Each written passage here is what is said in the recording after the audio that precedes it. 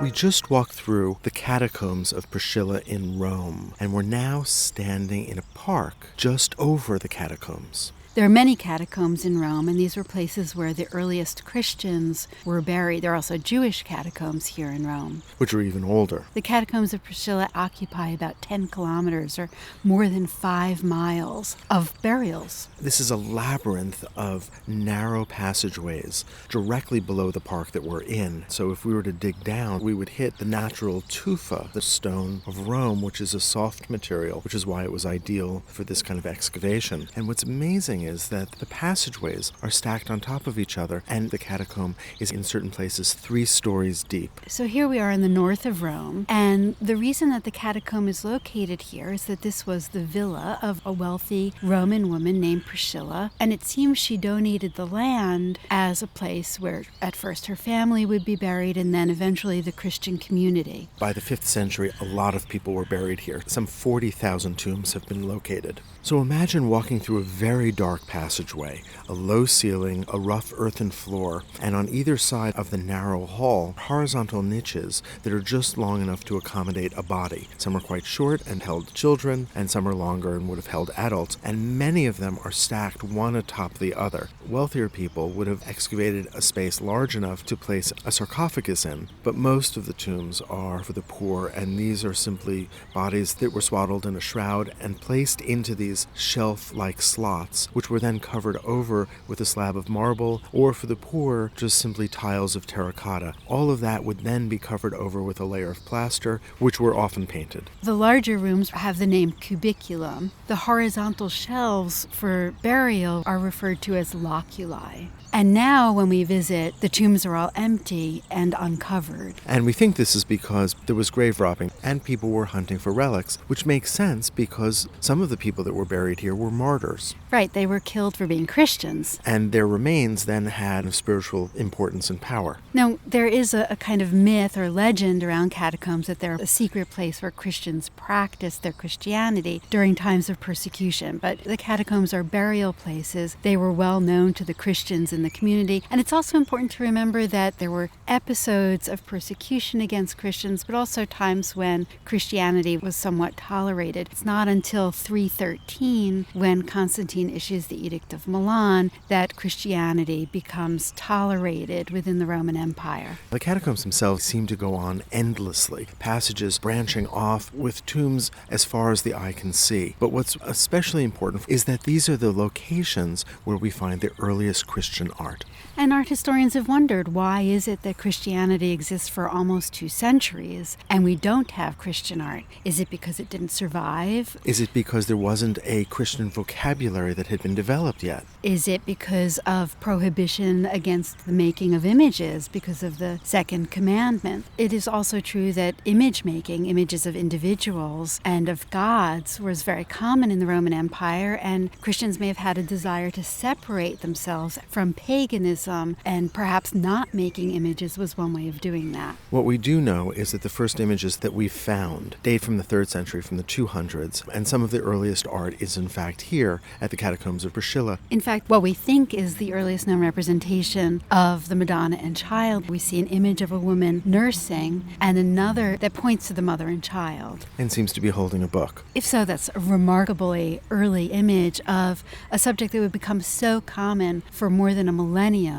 in Western art history. And so what we think we see here are numerous scenes that are among the earliest inventions of Christian iconography, of Christian symbolism. We find them both painted and we find them carved. Within the catacombs, we see lots of inscriptions that speak to the people that were buried, and there are also inscribed Christian symbols. We find the anchor, which speaks to safe harbor. That is a reference to salvation. There are representations of a fish, which is a reference to Christ. But we also begin to see very specific subject matter that relates to Christian themes of salvation, subjects from both the Old and New Testament. And this is especially true in one small cubiculum that we call the Greek chapel. Now, this was not a chapel, and it had nothing to do with the Greeks. It has this name simply because we found some Greek letters there. In fact, throughout the catacombs, there's both Greek and Latin. It was decorated with what art historians call Roman first-style wall painting. That is, plaster built up and then painted to imitate marble panels. So there's an attempt to make this a very rich space. This must have been one of the oldest parts of the catacombs because it is adjacent to the basement of the original house that had been owned by Priscilla. It is lavish, but it is also small. It would have held several sarcophagi for members of this family, and there were meals that were taken in these spaces as part of a memorial to the dead.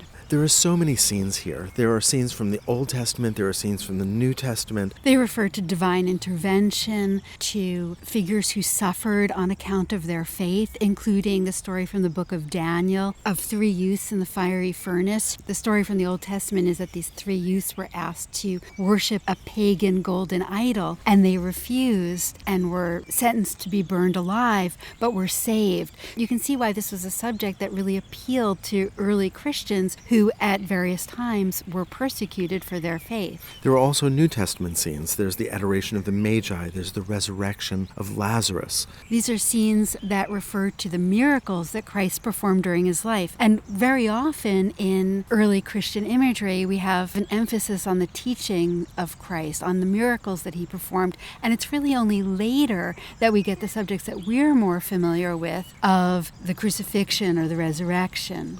A good example of the way that the portrayal of a scene has changed is the sacrifice of Isaac. This is an Old Testament scene, and in this case, we only have a partial view. The bottom portion has been destroyed, but what remains shows Abraham in the center and Isaac off to the right carrying wood. This is different from what is normally depicted in later Christian art, where we generally see Isaac about to be killed by Abraham, Abraham's wrist stayed by an angel. And you could ask, why would the first Christians be painting this Old Testament subject of Abraham and Isaac? The first Christians looked back to the story of Abraham and Isaac as a type of Christ. That is, Abraham's willingness to sacrifice his son foreshadowed God's willingness to sacrifice his only son, Christ, for the salvation of mankind. But one of the most interesting scenes is a scene that is called the breaking of the bread. And this might at first glance look a bit like a Last Supper. We see a still life, a long table, and 7 men seated behind it. So we don't have the 12 apostles and Christ. Simultaneously, there are 7 baskets, 3 on one side and 4 on the other, filled with bread. There are fish on the table, and so there seems to be a reference here not only to the Eucharist, but also to the story of the multiplication of loaves and fishes.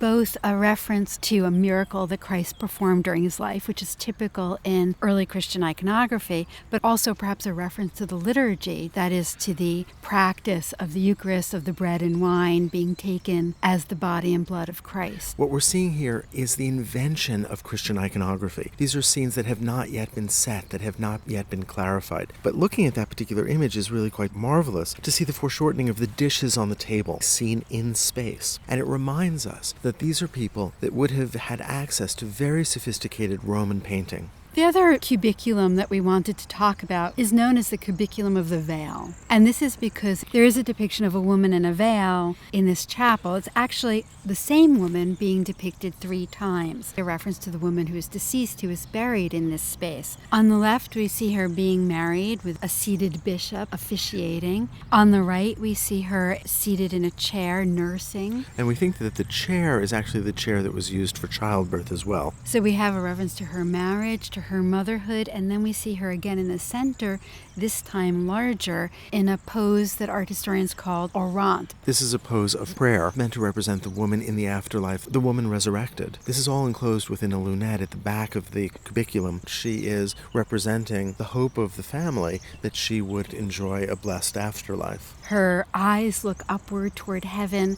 This is clearly an image that refers to her salvation and her place in heaven. The painting is not in particularly good condition, but we can make out some of the careful articulation of the features of the face, and there's shadow placed under her chin to create a sense of illusionism. And so even though her hands are too large for the proportions of her body, her face is represented naturalistically. It's important to remember that we are now looking at this painting under electric lights, but it would certainly have been painted in the dim light of oil lanterns. In fact, there are small holes throughout the catacombs where oil lamps would have been placed. But the largest painting in this room is in this shallow dome of the ceiling. And here in the center, we see Christ represented as the Good Shepherd. He's surrounded by 3 goats, one over his shoulders, and he's in a stance that is reminiscent of contrapposto. Clearly, the artist was somebody who had been familiar with Roman sculpture and perhaps Roman painting. Christ is represented young, he has no beard, and beside him are 2 trees with doves at the top. So the notion here is that Christ will care for his followers the way that a good shepherd cares for his flock. And although Christ stands naturalistically, he is represented in the center, frontal, with goats on either side and bushes with the doves on either side. So we have an image that's very symmetrical, and I think in that way speaks to something transcendent, something heavenly. And we have more symbols that surround this central rondel. We see peacocks, which are a symbol of eternal life. And other birds that we think are quail, symbols of the earth that walk on the earth. So Christ as in between the earthly and the heavenly. And then in the 4 pendentives, there are images of doves with olive branches. So what we're seeing here is the very first tentative steps in what will become a great tradition of Christian art.